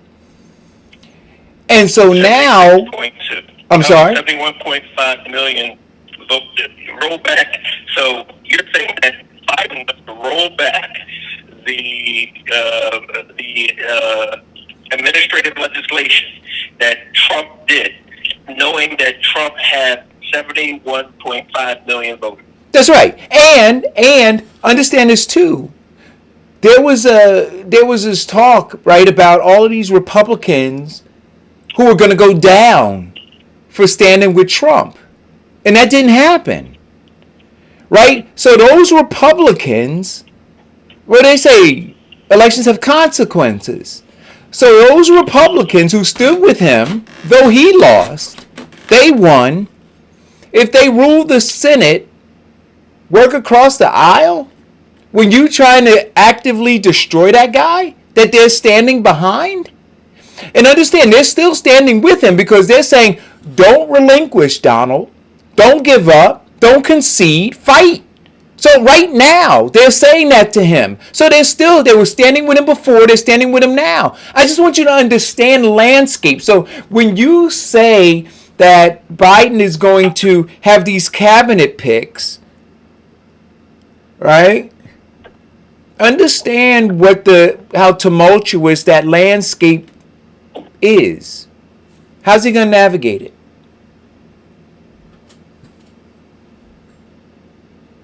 Hello? Anybody? No takers? Well, I do get your landscape based upon one particular view. Let's look at another lens or another angle. Now, right now, there is going to be a runoff in Georgia. And you're looking at every Democrat in the freaking world is going to be sending funding for that runoff so that people can vote. If that does happen, it now makes the Senate 50-50. And the deciding vote on a 50-50 consists of one person, Kamala Harris, giving the deciding vote. So it is no longer, quote unquote, a Republican Senate. It now becomes a Democratic Senate. And so now we look at the next point. Biden is looking to undo the. But you didn't. Wait a minute. You didn't answer the question. But Vincent, wait a minute. But Vincent, you didn't answer the question. Everything of Obama. But Vincent, but you didn't answer the question. You didn't. I'm just asking you to answer my question. I am answering the question, but you cannot let me again. You didn't. Okay. Now, can you let me bring it home? I want you to answer the question. I am going to answer the question. Go ahead. Just allow me, show some restraint, Eric. Go ahead, Vincent. Go ahead. So you're saying that, okay, knowing that Donald Trump has 71.5 million voters that agree with his policies and procedures, but he is now looking at changing those executive orders, knowing that he had 76.3 million people who agree with him wanting to change those orders. So he's not acting out of anything that is egregious to those in which have supported him and those of which wanted him. I see it for a huge change for democracy because let's look at it. A majority of the executive orders that Trump put into place because he had a Democratic Senate and all those other things backing him are now gone. Not to mention the fact that the majority of those executive orders did no good for the common man, but did great for the 5% of America's wealth. You still didn't answer. Go ahead. But did that answer it? No, it didn't answer it because what you did. No, wait a minute, Jody. And this is why I tried to pause you, right? So I did show restraint, but this is why I tried to pause you because what you did was you painted a scenario and then you answered based on the scenario you painted. You didn't answer based on the question I asked. So when I laid out what currently exists, the scenario you painted was, well, there's going to be a runoff in Georgia and there's going to be money that's going to be sent there. And if the Democrats win, then Kamala Harris is going to be the deciding vote. And then you answered the question based on that scenario you painted. That's not answering the question. So you gave a scenario, then you gave an answer to that scenario. I'm saying to you as it stands right now. That's what I'm asking you. And so we could have dispensed with everything else you said. That's why I interrupted you. So now I'm saying, because your scenario, Vincent, isn't a guaranteed one. So when you answer based on that, this is again just those liberal media talking points.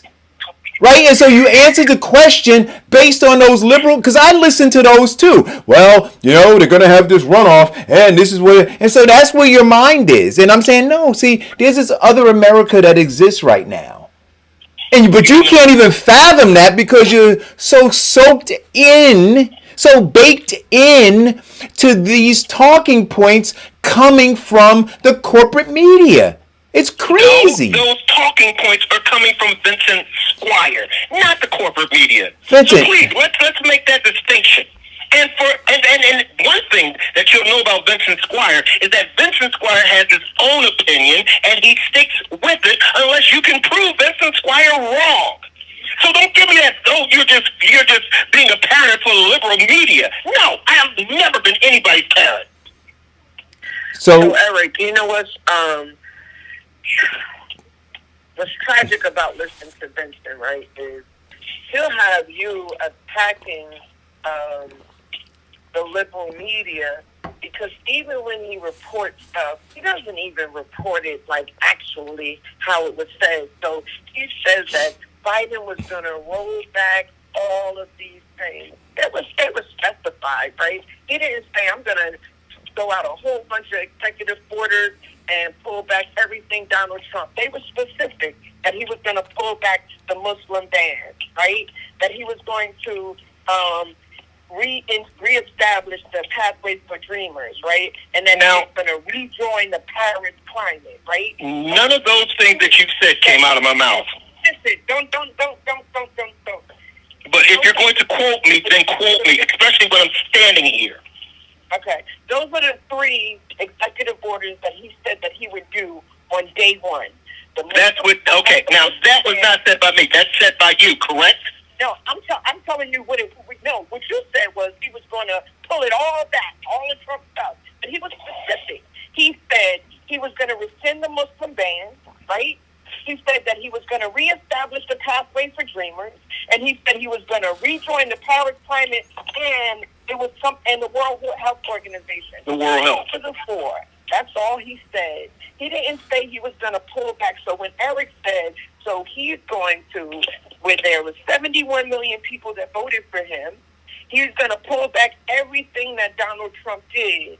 And you said, yeah, and this was just yesterday, and you argued that was good, as opposed to saying, he said he was going to do these executive orders. You didn't say that, right?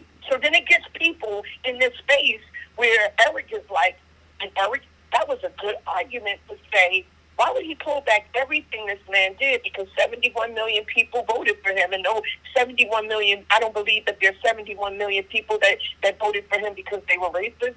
Some of them voted for him because they may hit a certain economic and or a tax bracket that they don't want him to pull back and start taxing them. It's a multitude of reasons. Some people just like him. Sorry. Some people find him to be not a politician, and people get sick of politicians, so they vote for that reason. But when you spew stuff out, it's just like you said, and he's going to take the head of the CIA. That was a lie. For you don't listen to even your media the right way, because it was the FBI. It wasn't the CIA. But when you say the CIA, in your mind, that means that we're in trouble.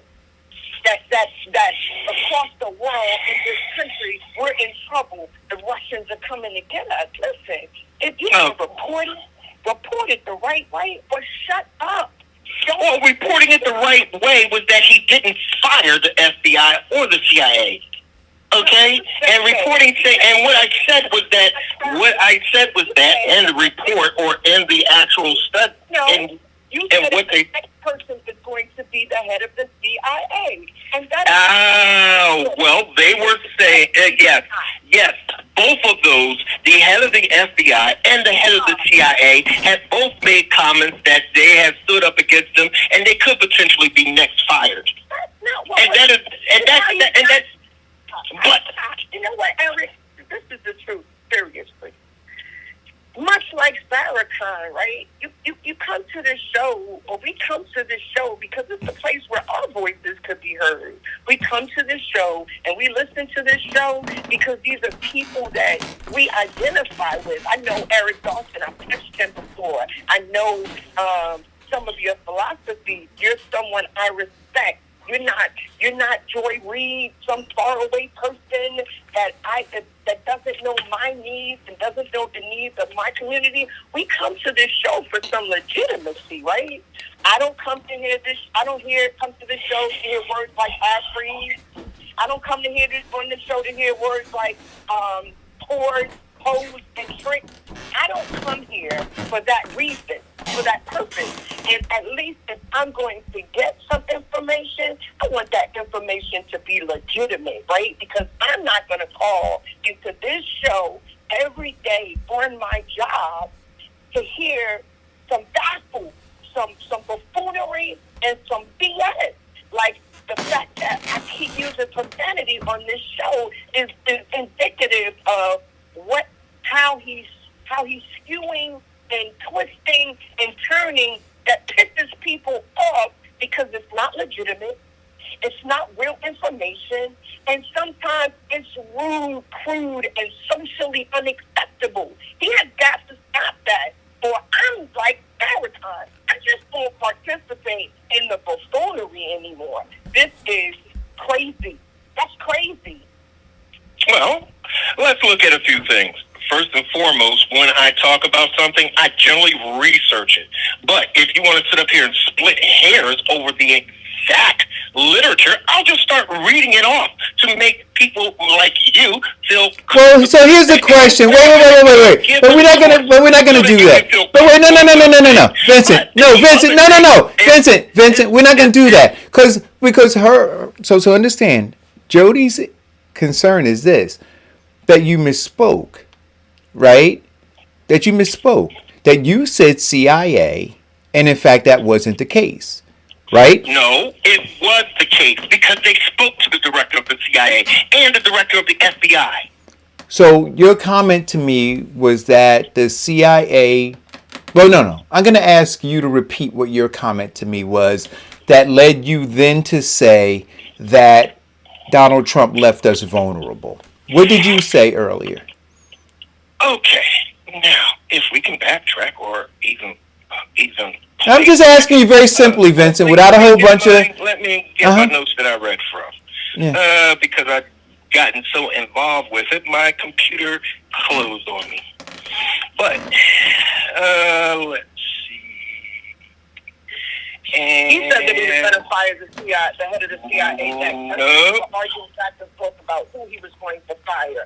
Again. In reality, what he's talking about is people. They talked about this morning. People that have from the summer, early in the summer, felt like their jobs may be at jeopardy. No one said that Trump was going to fire the.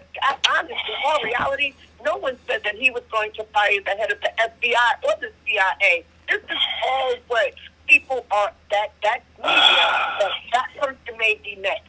That this person felt uncomfortable. That is not true. No one knows who he's going to fire next, just like we didn't know that he was going to fire the dude yesterday. But when Winston says it, when he's arguing, when you guys start twirling and you start pushing back, then he throws out something else. So you weren't satisfied with him just saying that fired this guy and it put us in jeopardy. And so his argument back was, yes, because the next person he's going to fire is the head of the CIA. And that was not reported in that way. Just like... Well, excuse me. Whoa. Are you reading the same source? Are you reading the same source in which I've got it from and to tell how it was recorded or reported? Or are you reading a different source? How is it? What source are you reading? We're not on that same page. Vincent, you get up here and say, Vincent is lying and injecting. And that's not fair. Vincent, what source are you? Vincent, what source are you? That is not fair. Vincent, what? And then you just quoted me on something that was totally out of context of what I was saying. Vincent, what source are you reading from? Vincent. Okay. I'll start moving. So I don't want okay. Let's go from, if you want to know what source I was quoting, let's go from CNN where SB quotes him saying, Esper quotes that, I've been on Trump's naughty list since I opposed him in having the military take out or remove peaceful protesters. And then the New York Times. Wait a minute. So he's been on a list.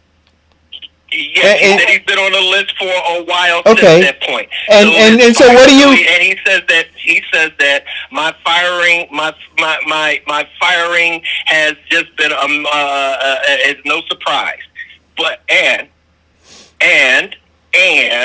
the New York Times, no, Politico, who were talking about potentially next on the list, the director of the CIA and No, the read. FBI. No, don't paraphrase. Read what it says, please. Now let's go to that.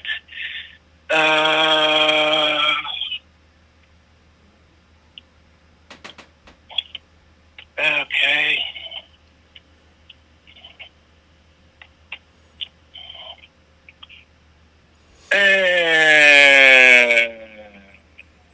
So Okay, Politico, BBC. Okay, it was BBC. I'm sorry. BBC. I said Politico. I misspoke. Okay. So read what BBC says, please. Miss. They were talking to Miss Conway, who quoted that there have been people on the profile defiance of the president and her sparring with journalists. She said that no, they're not. There are numerous of people or heads of state that are on Donald Trump's list, and quoting the director of the CIA and the FBI could be potential. And his 70, at that time it was 79 more days left in office. Wait. Trump announced it on social media that Pasquale was being replaced by Bill Stevens, a former aide, and the president did not offer any reason why his decision. So I just read the BBC article as he was talking. All it talked about, I'm right here, right now, all it talked about is the firing of Esper. That's it. Read down. So my point again was, they were talking this morning about who could be next. He's not reading nothing. He's listening to the morning news, and then he's bringing it back all twisted and turned. They were talking about this morning who could be next, right? But in your argument between you and Eric, he says to you, this is not that big of a deal, don't scare people, whatever, and you threw it out there, and unlike Farrakhan, rewind the tape if you must, and you said, no, because the head of the CIA is next, and that was not true. No, I didn't say the head of the CIA is I didn't say that he is next. I said that was just a lie. No, in fact, I said that potentially people who had, the people who had stood up to him, who could be next, is the head of CIA, and it could be the head of the FBI. No. Vincent. No. That information from the BBC. You just said, no, I didn't get it from Politico. Wait a minute, I got it from this one. Wait, it was the BBC. And as you are reading, I'm reading along with you. And the BBC doesn't even mention that. You know why, Vincent? Because there's something called fact and there's something called fiction, right? Some things, just because someone says, hey, because that's what they were saying, that these people have been talking about since the summer, that they felt like they might be on his hit list. That's not something to report to people and something that's going to happen. Like Diane said, to scare people and do the fear-mongering move that this dude is going to now end the world and put us in war. And you often do that. And then when someone calls you on it, you never, ever say, hey. So Jody, can I pause you for a second? So here's my concern. Wait a minute. No. Go ahead, Eric. Okay. I'll wait. So here's my concern, right? That as you began to report this, literally, the hair stood up on the back of my neck, and I didn't know where you were reading it from, but I heard you say that Donald Trump is doing these two things that is going to now put our country at risk. And then I had a visual response to it, right? And then you went further, Vincent, and said that Congress is now looking at the stability, based on that, looking at the stability of our president in these last 71 days. Right? And so the picture, I want you to understand the picture you painted was that it was imminent that these things were happening, and we need to have concern because there's imminent danger as a result of this, and that these mechanics are in motion to try to put him at bay because he's putting us at risk. And then that's when I said, but wait a minute. And Diane said, wait a minute, Vincent, even if he were doing these things, in these departments, you have redundancies. So we had this whole conversation around this thing, right? Because the way you painted it was like it was happening and we need to be concerned about it. And I said to you, you're like the sky is falling, like Russia's coming, like all of these things are happening. And that's not the case. And all I'm saying to you, Vincent, is this, Eric, that we have to be very, very careful. Very, very careful, Vincent. Very, very careful. Let's look at and what I said about Congress. Looking at executing the 25th Amendment. In fact, this is quoting from where I got it. CNBC, Nancy Pelosi speaking and talking about he is, and this was October 28th. No. I understand that. So that's where I got it. No, but listen. And you thought that I put it together. No, but what you did. Is coming and we need to protect But ourselves, what right? you did. Where no. You want to know the source. This is the source, and I'm sure that Jody right now is looking at it. No, but this is what you did, Vincent. You tied Nancy Pelosi's October statement to something that you said was happening now, as though her response was to what is happening now. That was in October. I know the statement that she made then, but the way you stitched it together. That's what I was saying in terms of, no, not the boogeyman, but what can be done to stop him. And they're already talking about putting that together. But Vincent, the way you stitched it together, I'm just letting you know.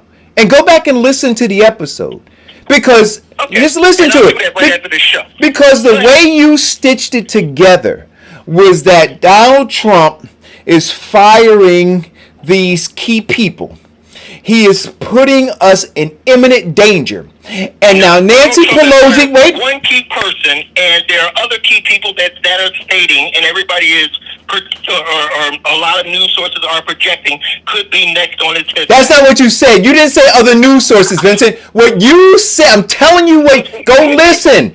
You said out of your mouth, this is what he's doing. It is putting us at risk. And then you said, this is Vincent Squire saying this. You said, and I said to you, with 71 million people, you said, Vincent Squire feels like, okay. Then you went further and said that because you alluded to it, you stitched it together as if to say, and because of this danger, Congress is taking this action to deem the president unfit.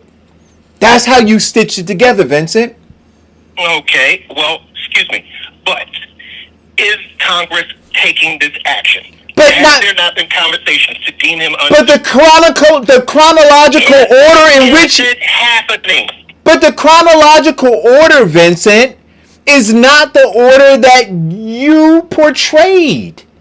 Okay, so now we're going to split hair over. No, we're not splitting hair. And the chronicle order, if that is therefore what it takes to legitimize the actual conversation, then excuse me for not saying October 28th, that they've already put this, they've already had conversations of invoking this action. And let me expand it a little further. In the way of his firing and a concern of national security, maybe they should move a little faster.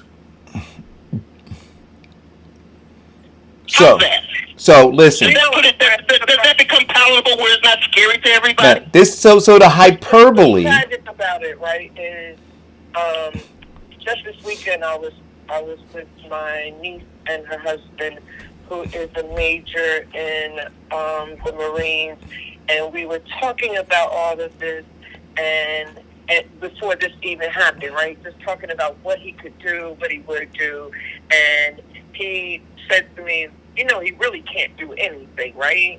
What do you mean? Once there's a president-elect, all of his avenues, push the button, there's the phone, all of that is removed immediately, right? All Donald Trump could do, this is what's bad about that messaging, all he could do is be a pain in the butt. And that's what he's being, right? He's just causing just to deflect attention, whatever. I fired this guy for something he did in June, whatever, just to not make a concession speech or the more important conversation we should have been having this morning is about the transition team, but them actually stopping the transition team from moving forward. That was much more important than this bull crap Vincent went on a tangent about, because he can't do anything, but he's going to be a pain in the neck. And nobody's paying him any attention. When Joy Reid actually discussed that last night, she was joking. She was laughing and giggling about it because to them it is a joke. I don't understand where Vincent is going with this. I don't know if he thinks it's like intellectually savvy to have these crazy conversations based on his very twisted analogy, or I don't know what this is, right? But it's just like a waste of time. It's a waste of a good 2 hours. Yeah, it gets exciting because Jody's cussing and this was doing this, but right. It is not intellectual at all. Yeah. It ain't even fun. No. I agree, Jody. But what I try to do, because I don't know when somebody is going to tune in, right? They may not tune in from the very beginning. They may tune in midway through. They may just hear a snippet and then leave. And my concern is that we're reporting and giving accurate information, and that's why. So when I heard it, and then I want to try to give the platform to clear it up, right? To say, wait a minute, this is what you said. This is how it was interpreted. This is the reality of the situation, and I guess I'm looking, going. Excuse me. I'm trying to, well, in the end, I just want to say that, like you said, Jody, the sky's not falling, right? The fear mongering is not required. What we should be focused on, which is what I said in the first 3 minutes of you making that statement, Vincent, was he lost. Let's move on, right? Let's move forward, right? That's what I comes. What I'm saying is this: first and foremost, we can't get to. We're so quick to jump on the words that come out of Vincent Squire's mouth and constantly dissecting it, that we can't even get what Vincent Squire is saying, because that gets twisted and turned into 5 different conversations. Yet, what I was going to say is that people believe that he has lost and there is nothing that he can do. Well, that is incorrect. The firing is evidence of that, and he can do a lot more. Right, but Vincent. And he can. But Vincent. Okay. And let's look at, as Jody said, yes, not concede, which means that funding for the transition cannot take place. Although some things are being transferred right now, but right now, at the point of his concession, it goes to Nancy Pelosi. It comes out of his hands. Right, but Vincent. But I understand that. But again. Think about. Like, I really want you to go back and listen to the level of hyperbole, right? Because what you said too was that you were talking about lame duck presidents and crippling the process, right? And then I said, well, what other lame duck president have you talked about that has done that? And you said none. I said, so this is really about Donald Trump, right? So so you double down on this narrative that said, beware, Donald Trump, because he's got 71 days, can muck everything up, everybody. That was the days. What? I said 78. Okay, days. 78 days. 78 days. 71, Goofy. I thought you said 71. Whatever the number of days you said. But the narrative was that in his remaining time, we need to be on edge because Donald Trump can muck everything up. That was the narrative. Say that either. No, I'm saying no. Okay. No, I'm not saying that. No, listen to that's That's right. That's what I said to you is this. Okay. I didn't say you said it. I'm saying the essence of what it seemed as though you were trying to portray in your narrative. Right? So I'm not saying that Vincent Squire said X, Y, and Z. I'm saying your overall narrative seemed to be portraying or trying to portray that in his remaining time, Donald Trump could muck things up so much that we need to be focused on him as opposed to what I said at the beginning, which is, hey, he lost. Let's focus on this. Because, and now, that's what I wanted to try to clear up. That no, the sky's not falling, right? Democracy worked. People went out and voted, right? The military wasn't turned against the people, right, to prevent them from voting. There was no coup. America's not on fire. These were all the narratives that were out there. And I'm saying stop perpetuating. Those are all the images that are portraying. That is not the narrative that I was saying. I didn't say you said it. I didn't see. Listen, I didn't say you said it. I'm saying the narratives that. Right. I just want to be clear. Listen to what I'm saying to you. Because we are talking about Vincent Squire, Vincent, right? Listen to what I'm saying. Those were the I'm going to speak. Those were the narratives that were out there, right? Okay. Now, those narratives have proven not to be true. So we can move forward. But instead of that, what you did was it seemed to me that you saw a smoldering ember of those previous narratives, and today you wanted to pour kerosene on it and turn it into an inferno. And what I'm saying is, let it die out. Let's move forward, and let's have the conversation about the president-elect. That's what I'm saying. Okay. Well, no, I didn't want to throw fire on it. I was just saying who he fired. And I said to you, what point does that matter? I'll let you get the whole thing, right? Now, can I get the same restraint? Sure. Okay. Now, I said he was fired. Before I can get all of the other things out, I was consistently interrupted and spent a great deal of time trying to defend what I was saying rather than people listening to me and then going up and destroying it. But Vincent, I asked you, I said, what point does it matter? Now, another point. Another point.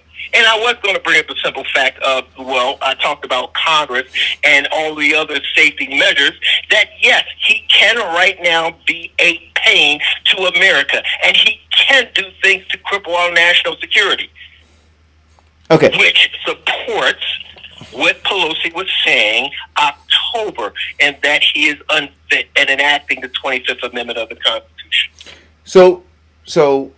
Okay. So your point in all of this, your takeaway for all of the listeners is what?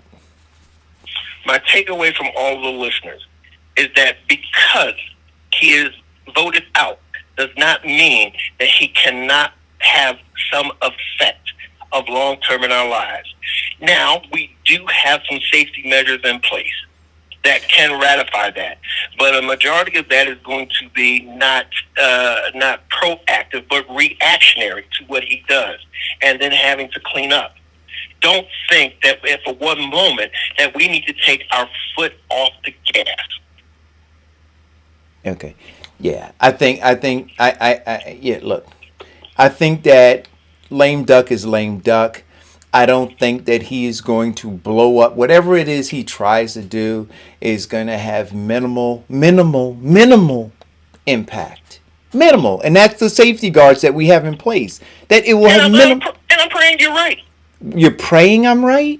Yeah. See, this is what I'm saying. The disclaimers again. Right. Why wouldn't it be right? What safeguards are not in place to stop him from completely Eric.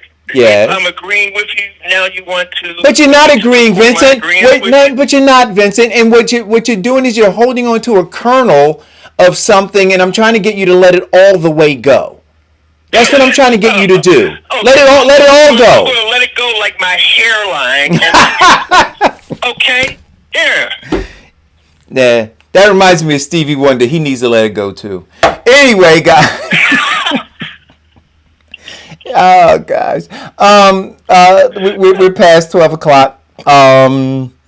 Look, the election results should be ushering in the dawn of a new day, right? We should be looking not at the past administration, but the incoming administration, and we should be starting to create a mindset that holds them accountable, not continues to be told that we need to hold that guy accountable. Right? On election day, we held him accountable, right? That's what happened, right? The American people held him accountable. 70 whatever million people, right? Held him accountable. Done. So now, moving forward, let's continue to hold him accountable. My fear, though, guys, is this, and we'll have this discussion as we move forward through the Biden-Harris administration, that there's going to be this continued look in the rearview mirror because, what did I say? Remember I said this, Jody, it's easy to talk about Donald Trump. Was difficult, and you're going to see it, is talking about this goddamn Democrat Party. See, they're going to want to continue to talk about Donald Trump because to talk about the Democratic Party, talk about this dysfunctional relationship we have with the Democratic Party, that's a complicated conversation to have. But we're going to have it because you can't hide. Listen, you can't hide behind Donald Trump for 4 years. You can't do that. You can't do it. They're going to try though. They're going to try. They're going to try to put every single thing, every forgotten promise, right?